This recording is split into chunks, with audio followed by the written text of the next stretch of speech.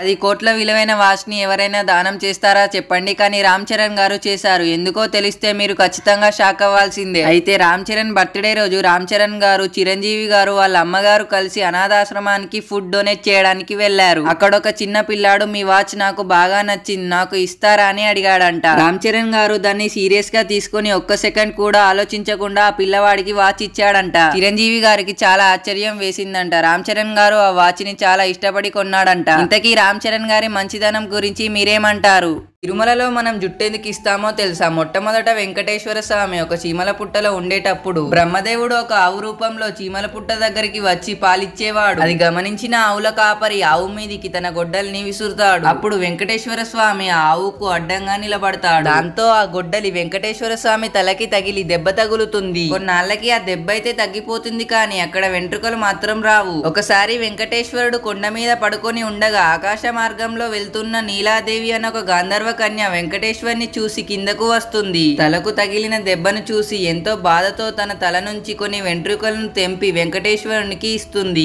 అప్పుడు వెంకటేశ్వరుడు ఇలా అంటాడు, నా అందం కోసం నీ అందాన్ని పాడు చేసుకున్నావు కదా. కలియుగంలో కొండ మీదికి వచ్చిన భక్తులు తమ జుట్టును ఇచ్చే సాంప్రదాయం మొదలవుతుంది. ఆ జుట్టు యొక్క శక్తి వేరే భూలోకంలో ఉన్న నీకు దక్కుతుంది అని చెప్తాడు. ఇంతకు మీరు ఎప్పుడైనా తిరుపతికి వెళ్లారా? కింద కామెంట్ చేయండి. మీకు తెలియని వింతైన చాక్లెట్స్. నెంబర్ 1 అయితే నిజంగానే బ్యాన్ చేశారు. Number 2 toothpaste chocolate. ఈ చాక్లెట్ ని చూడడానికి సేమ్ టూత్ పేస్ట్ లాగానే ఉంటుంది, కానీ పిల్లలు నిజమైన టూత్ పేస్ట్ ని ఎక్కడ తినేస్తారో అని బ్యాన్ చేశారు. నెంబర్ 1 చూసే ముందు మీకు ఇష్టమైన చాక్లెట్ పేరేంటో కింద కామెంట్ చేసి మన వీడియోకి లైక్ చేయండి. Number 1 glass piece chocolate. ఇది చూడడానికి సేమ్ గ్లాస్ పీసెస్ లాగా ఉంటుందనే పిల్లలు నిజమైన గ్లాస్ పీసెస్ ఎక్కడ తింటారో అని బ్యాన్ చేశారు.